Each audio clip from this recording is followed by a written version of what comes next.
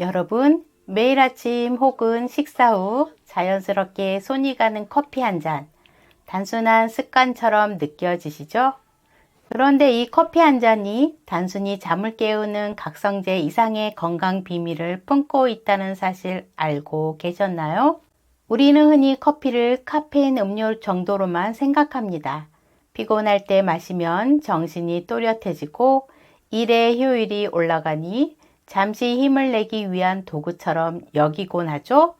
하지만 최근 들어 커피가 단순히 각성을 유도하는 음료를 넘어서서 우리 몸에 긍정적인 영향을 미치는 건강식품이라는 연구 결과들이 속속들이 발표되고 있습니다.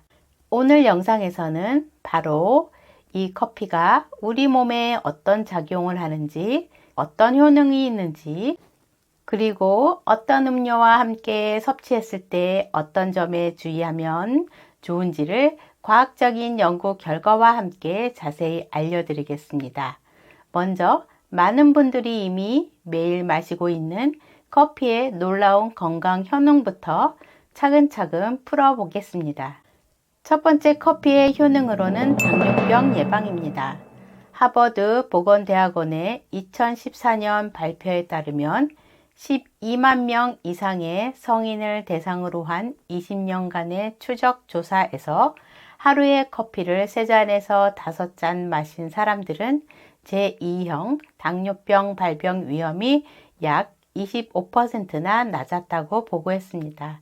이러한 효과는 단순히 카페인 때문이 아니라 커피 속에 들어있는 생리활성 물질인 클로로겐산과 트리고넬린, 마그네슘 같은 성분들이 인슐린 민감도를 향상시키고 혈당이 급격히 오르는 것을 방지해주는 작용을 하기 때문입니다. 두 번째 커피의 효능으로는 심혈관 건강에 도움을 줍니다.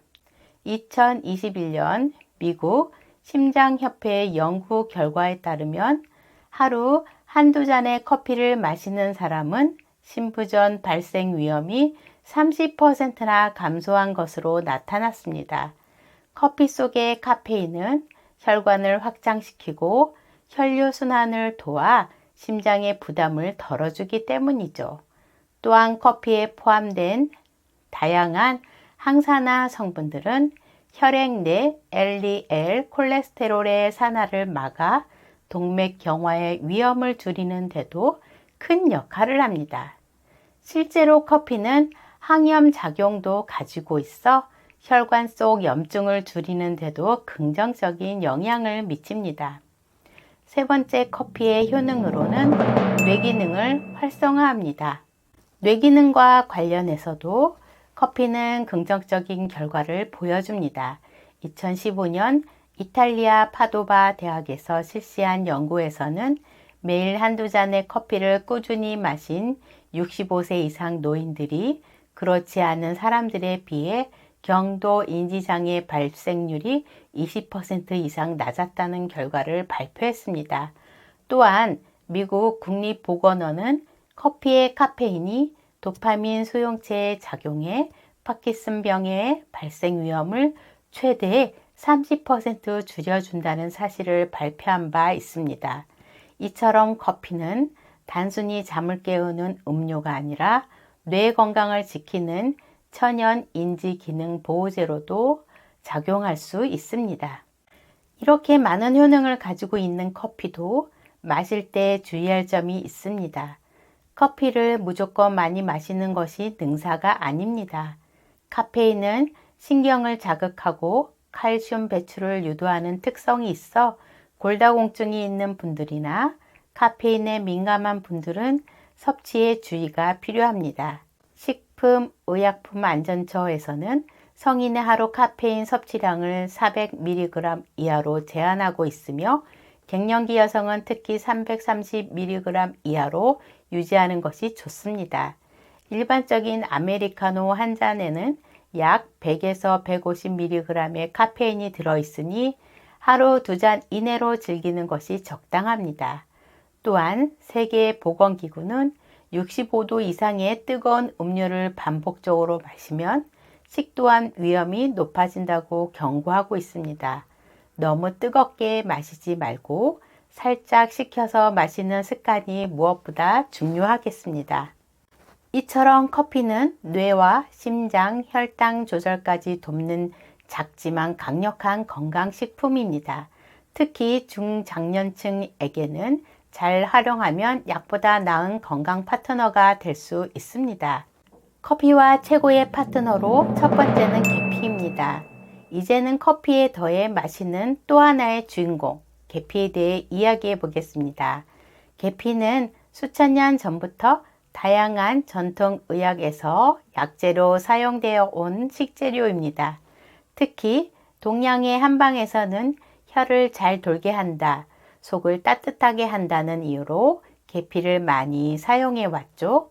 현대 의학에서도 계피 효과는 과학적으로 점차 입증되고 있습니다. 혈당 조절, 인슐린 민감도 향상, 항산화 및 항염증 작용까지 계피는 단순한 향신료가 아닌 건강식품으로 평가받고 있습니다. 2003년 파키스탄 농업대학교의 연구에서는 제2형 당뇨병 환자 60명을 대상으로 한 1g, 3g, 6g의 계피를 40일간 섭취하게 한 결과 공복 혈당이 29%, 중성지방은 30% 감소하였고 LDL 콜레스테롤도 현저히 낮아졌다는 결과를 발표했습니다. 계피에는 인슐린 유사 작용을 하는 폴리페놀과 신남 알데하이드가 풍부하게 들어있어 인슐린 감소성을 높이고 혈당이 식사 후 급격하게 오르는 것을 막아줍니다. 이로 인해 계피는 혈당이 불안정한 분들에게 매우 유용한 식재료가 될 수 있습니다. 나이가 들수록 몸 곳곳에서 뻣뻣함, 통증, 피로 같은 증상들이 자주 나타나게 되는데 이는 우리 몸속의 만성적인 염증과 산화 스트레스 때문입니다. 계피에는 이를 줄여주는 강력한 항염, 항산화 성분들이 다량 포함되어 있어 면역체계 강화는 물론 노화 방지에도 탁월한 효과를 보입니다. 계피는 좋은 성분이 많은 만큼 과도한 섭취는 주의가 필요합니다. 특히 카시아 계피에는 간 독성 물질인 쿠마린이 많기 때문에 장기 섭취 시 간 기능에 부담이 갈 수 있습니다. 반면 실론 계피는 쿠마린 함량이 거의 없기 때문에 보다 안전하게 사용할 수 있습니다. 유럽 식품안전청은 하루 쿠마린 섭취 허용량을 체중 1kg당 0.1mg으로 제한하고 있습니다. 커피와 최고의 파트너로 두 번째는 생강입니다. 생강은 오래전부터 감기나 소화불량을 완화하기 위한 전통 민간요법으로 널리 쓰여 왔습니다. 하지만 최근 연구에서는 단순히 위장을 따뜻하게 하고 소화를 돕는 데서 그치지 않고 혈당 조절, 항염, 심혈관 보호 등 다양한 작용을 하는 강력한 건강식품으로 주목받고 있습니다. 2014년 이란 테헤란 의과대학의 연구 결과에 따르면 제2형 당뇨 환자에게 생강 추출물을 12주간 투여한 결과 공복 혈당 수치가 12% 이상 감소하고 당화 혈색소 수치 역시 눈에 띄게 낮아졌습니다. 생강에 들어있는 진저롤과 쇼가올이라는 성분은 인슐린 분비를 촉진시키고 인슐린 감소성을 향상시켜 혈당 조절을 돕습니다. 생강은 혈소판 응집을 억제하여 혈액을 묽게 만들고 혈전 형성을 막아주는 효과가 있어 심혈관 질환 예방에도 도움이 됩니다.